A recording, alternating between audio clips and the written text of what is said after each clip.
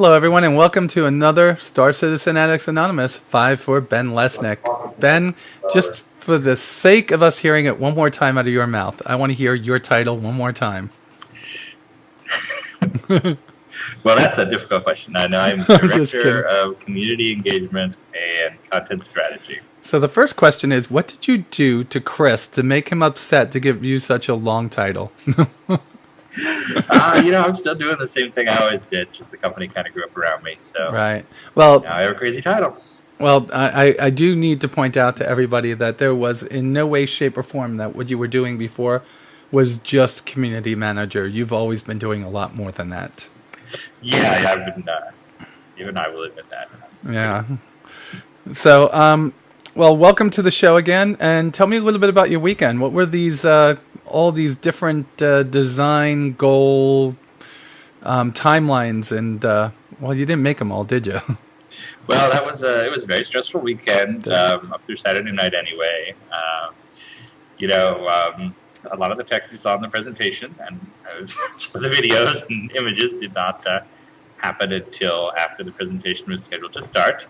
It's always interesting, when you're with Chris Roberts, you can react very quickly to what he wants. When you're back at home and Chris and Travis are at the event, and you just start getting all these requests in your email when you think that the presentation is happening, and can you write up the history of electronic access credits? Can you write up this and this and this? It's always fun, but it's very, very stressful. I slept like a baby after that. So I'm wondering, how long before you guys get cease and desist letters from EA? They deserve this one, I think. And I agree, and you can't say that name without me feeling anger over everything that they've destroyed over the years. And Microsoft, too, right? I mean, they're no different. They destroyed every IP they picked up. Yeah, although if you're at their Electronic Arts, if you were to give me the rights to the Wing Commander IP, I would call up the dogs. Well, I am looking for somebody to go to that Petition Me website or whatever it's called and get a petition up for EA to give up the rights to Wing Commander. Chris deserves it back because we need somebody to do it right at some point. He does, and even if they're not going to make a Wing Commander, it would be just so appropriate for him to have them be.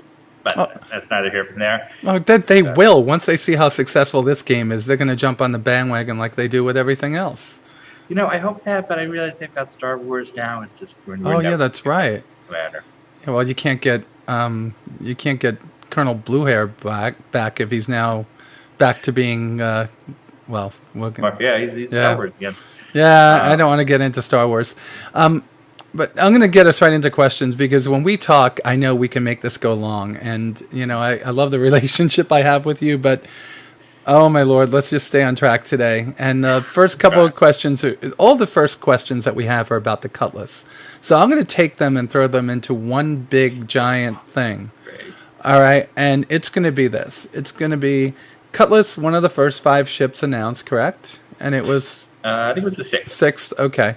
And it was supposed to be that pirate ship when it first came out. Mm-hmm. It came out, it got flight ready, it came out, you had variants, then it went flight ready, and then somewhere in the middle of all that, there was a design change that was being made to the inside and maybe some other things.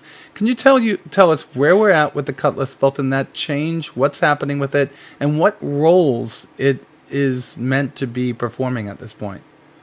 Okay, let me go back to the beginning of the Cutlass story. The idea behind the Cutlass is, so we kicked off the Star Citizen crowdfunding with 5 ships, which is the Aurora, the 300. In fact, at one point they didn't even have names. It was just basic ship, luxury ship, military ship, transport ship, and multi-crew ship. Okay. So we kicked off with these basic roles, and one of the things we figured out immediately was that people wanted to be pirates. You immediately have people creating their pirate clans and we're going to steal a bunch of Hornets and do this, and we're like, okay, well let's create a pirate ship for them. So these people have something of their own.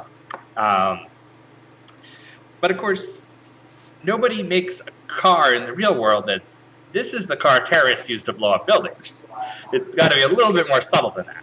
So we created the backstory for Drake, which was that they make these ships that they market to pirates. Everybody knows pirates use them, but the company is technically on the level. They're making just very affordable ships that if these can be used by pirates and quickly have their, if they happen to be good pirate fighter/transports, then that's not Drake's fault. So we love that backstory. We love the concept for the Cutlass, which was that it's the same tier as the Hornet and the Freelancer in the original Reckoning. I think it went for the same amount of money in the original crowdfunding. And so going back even further, the idea behind that tier was that Chris had Wing Commander fans and he had Freelancer fans, and they weren't always the same people. So we created the Hornet, which was going to be oriented to Wing Commander fans, people who wanted to go out there and fight, and the Freelancer, which was the transport ship, and maybe not so originally named. The Hornet's named after a ship in the original Wing Commander Freelancer, which is the Freelancer, but we thought it worked.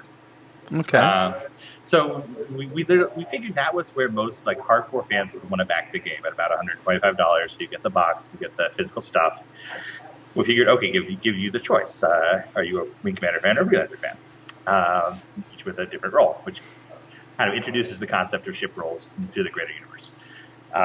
When we created the pirate ship, we said, okay, it's going to be a mix of the two. It's going to be a dogfighter, so you can mix it up with Hornets, 300s, Auroras, but it can also transport stuff, because what a pirate wants to do, and that privateer, you go, you'd find Draven, you'd shoot it down, you'd collect all its cargo and take it home and sell it. So you need kind of a mix of, you need a ship that can fight and transport. But it's not going to fight as well as the dedicated fighter, and it's not going to transport as well as the dedicated transport. So it's literally the point between the Freelancer and the Hornet. It's supposed to be able to do both. Okay. One thing I don't think that comes out in AC so much, and certainly the model for the Hornet, the model for the Cutlass will change quite a bit as we balance. But I think one thing that does not come out in AC is that there's a huge, half the purpose of the ship is not being simulated yet. We're not doing interceptions. We're not taking cargo to sell. So. And the sucker punches that disable ships don't work yet. Yeah, and the tractor beam that sucks them in doesn't work yet. And a lot of the pirate-oriented stuff isn't in the game yet, but it is coming. Okay. So I think some people are definitely sometimes confused by that. As we went, we created variants like we do for all our ships. And the idea again is these are variants that pirates will use, but that they have some other official designation. So, well, I created some.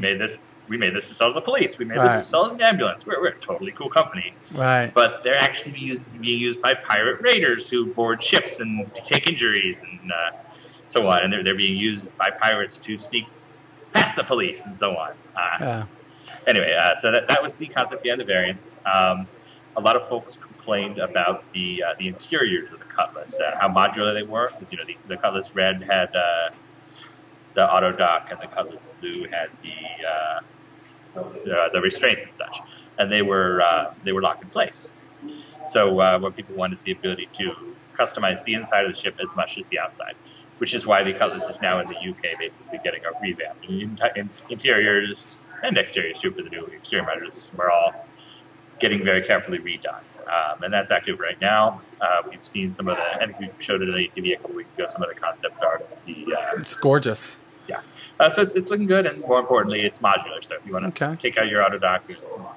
So the overall goal of the Cutlass has never changed in any way. It's that pirate ship that is affordable, transports stuff, and can fight. It's never going to be the best transport ship. It's never going to be the best military ship. But it's always going to be the best mix of the two. Okay. Now, there's a little bit of backstory I created behind the Cutlass a long time ago, and that pirates attack in packs, and that's one of the things the Cutlass is good for. While not good at dogfighting on its own against a Hornet, it could overwhelm them with numbers because they're cheap and expensive to upkeep. That was very much another part of the original Cutlass's backstory, was the idea that if you're familiar with World War II, the Luftwaffe towards the end had this Heinkel 162. 162, basically it was called the Volksjäger, the People's Fighter. Right. And the idea was that it could be made very cheaply out of wood, cheapest possible jet engine, and then they would be able to field them against Allied bombers. It never really happened because it was the end of the war and everything was already over then. But the idea of this ship that is still high tech, right? A jet fighter was unheard of at the time. There were a couple of them in the world. It's still super high tech, a great fighter, but it cuts corners to make it affordable in other ways. Well, just the black, right? Because the black is... Yeah, because I created backstory around the red and the blue for my viewers. And, I do that every now and then. I do the Star Citizen sit rep or the UEE sit rep. And the backstory I created was that the UEE started leaning on Drake to start making reputable ships. So they came up with the Cutlass Blue and Cutlass Red, which, lo and behold, can be easily modified to be pirate ships, too. So... that was pretty much exactly what we were thinking. These seem like Law and Order ships, but they each have a very clear pirate purpose. So. Yeah. All right, so we have that. So I'm going to skip all the way back to the bottom of one of my other questions because... And I will add, I think one of the things is a lot of people take our descriptions very literally. When we do a brochure, it's the brochure that exists in the Star Citizen world. When we do a design doc that says, here's the intent of the Cutlass, that's what we're thinking. When we do a brochure, it's what you pick up at a Cutlass dealership in the Star Citizen universe. So it's never going to be like, this is the ideal pirate fighter. It's great for this and this and this. No, this is a great high-performance transport, and it can do this, and if you want to mount a weapon, you can. And so it's pretty fun. You have to figure out what you're looking at, whether it's in-universe or outside of it, which I think has confused some people. Like, I thought we were getting a pirate fighter, and this is a motorcycle ad. It's amazing. That's how they advertise this pirate fighter in the universe. Yeah, it's amazing how much happens because of the way you're developing the game with so much feedback coming from the audience, from the backers, from the passionate people that want to play the game. If it was EA, we wouldn't see this game until it was done, and then it wouldn't be very good. But, yeah. I want to go to the last question over here that has to do with it because... this is a question I keep on asking you, and you know that there's going to have to be diversity in ships. And people keep on asking the same thing. And I know you went out of your way to create a lot of those lore things for the corporate profiles. So people are asking, can we please see ships in the lore like the Drake Buccaneer, Anvil Wildcat, Origin 600, etc.? But those are all ships from the past, aren't they? Depends on them. I think the Origin 600 is a current one. Some of them are past. I like to do that personally, and then you've... okay, I'll go back a little bit. One of my favorite things in cheap, pulpy sci-fi is when you have a character list a couple things and end with one from the future. They would do this in like the Bill Forstner Wing Commander novels all the time. It's like, well, this is like the American Revolution or the Vietnam War or, the space cram, whatever, of 2947. And I love that as world building. I love the idea of a character who looks at the past and sees our part and the other part. So I do that a lot, where I'm like, oh, this is like this ship, and it's a couple you know and one you don't. It's just a bit of a writing thing that is a little bit annoying that I do. But I think if you go back and you look through kind of the history of these ships, a lot of ships that we have today have come from those little references, like the Hull series is one. The 890 jump was, for I think the first year, the 890 jump was something I would refer to occasionally just because I thought it was fun that there was this ship out there. And now it's a fully modeled 3D pleasure boat. So we're looking for these ships, just so you know. Yeah, we're looking for the Buccaneer. So hopefully that's something that you bring to us. And that's what I was hoping that you guys were going to bring with the new starter ships. And I'm glad you didn't because obviously you have something else in mind for these, correct? Yeah, I have some ideas. Okay. All right. Let's go up to this question from Ben Mowbray. And he wants to know about statistics and how they're going to be implemented. Not just in a... It looks like he's looking for a lot of this in-game to permeate through the real life. Like, I want to be able to go to a website called Imperial Bureau of Statistics when I'm not in the game, but in the game, I want to be able to go to the website on my Mobiglass to see statistics of what you've blown up, not just for Arena Commander, but in the actual game itself, in the persistent universe. What do you think about that? Is it something that you can see implemented in the game at some point? Oh, yeah, no question. You'll have your statistics. But did you hear the way he wants it? He wants to go to he wants the immersion outside of the game. Yeah, you'll definitely be seeing a lot of that. I mean, our hope is to, one of our stretch goals actually was the mobile app. And obviously we've become quite in love with Turbulent over the years. They do a lot of our stuff on the client side. I want to see it on my Apple Watch. No, sorry. Yeah, if you buy one of those, I'll figure it out. Okay, send us samples, please. No. No. I don't know anyone that works there, so I don't know. All right. All right. No, I don't think we actually want these things. All right. Yeah. Weird product launch. No, it's yes, we will do that. I would say Okay. for sure. As long as it makes sense in the world. You know, Chris's thing is always that you're not going to go to a menu and check out, oh, here's this exact piece of information. It needs to be information that you would have. It's the same as in Privateer. I think we talked about this last week with the Quine and so on. But, Okay. I like that. So, did you or somebody on Around the Verse ever mention something about cloning Zane and other top minds? that would be nice. They want to know how you're coming on the process. How is this coming along? So I didn't hear you guys say this. I must have missed that episode. If we had the ability to clone Zane, Forrest, Travis Day, absolutely it would. This game would be done tomorrow. All right. Renegade Shank wants to know about shot glasses. He saw them in Around the Verse. He wants to know if you could ask Sandy when we're going to be able to buy shot glasses that have something to do with Star Citizen. So usually when you see an item on Around the Verse, we'll have it on the table. In fact, I think this week there's a Star Citizen hat.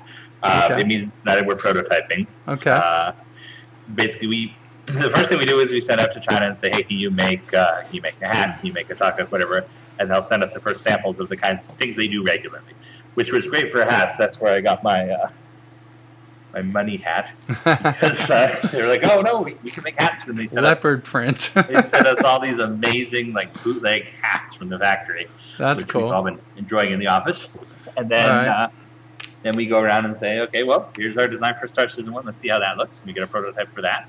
Okay. And then after that, it's just a matter of getting a spot to produce a couple thousand of them. So anything you've seen will be coming eventually. All right. And if you do shot glasses, the suggestion is not just the Star Citizen logo, but the in-game alcohol we'll be drinking on the glasses. You know how we have the liquor cabinet now? It has all the names of brands on it. Use those brands on the shot glass. Somebody's asking about Org 2.0. Can we put this to rest? What's going on with Turbulent? And is there a estimated time, even if it's a year out, when do you think we're going to see Org 2.0? I don't want to give an estimate yet. Okay. You don't want to give an estimate, but it's not around the corner, correct? No, not right around. So we are probably gonna see 2.0 before we see that. Yeah. Okay. All right.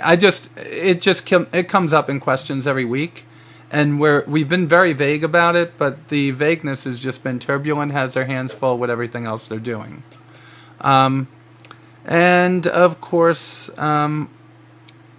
I guess this is about professions. Like, we now are starting to see professions like salvager and explorer, fighter, and of course we have some amazing fan-built videos, fan-produced videos coming out of different professions that they see. They want to know, will you have a medic as a skill or profession in the game at some point? And will it just be for FPS or for all versions of the game, all parts of the game? Well, yes, absolutely. There will be medic. I mean, check out the recent health article. Okay. You know, going in there, rescuing people, stabilizing them, giving back to the medical ship where the autodoc is a big game element, and certainly there will be people who specialize in that as medics. What was the rest of the question? There was a second part that I'm forgetting now. Just FPS. Okay. Yeah. No, it will not be just FPS. But by the time the game launches, there won't be a thing that distinguishes FPS in the actual game. Okay. You know, we're building these in modules, but in the end, they're all one thing. So, you know, if somebody's wounded, you get out of your ship, you go and rescue them, whether it's a firefight or it's that they were wounded in space. It's all the same thing. Okay. And of course, that would be a 5 or more at this point. And I usually ask one question, and with that, we'll just go to my question about the Gladius. Then Gladius came out in PTU v 1.1. Obviously, this is a beta of a pre-alpha, so we don't even have balancing done. We just have a flight model where we're going out. What's your idea of where a Gladius sits between the 325 and the Hornet? Like, how does it fit in that area? What do you see as the role, and what do you see as the advantage of that spacecraft?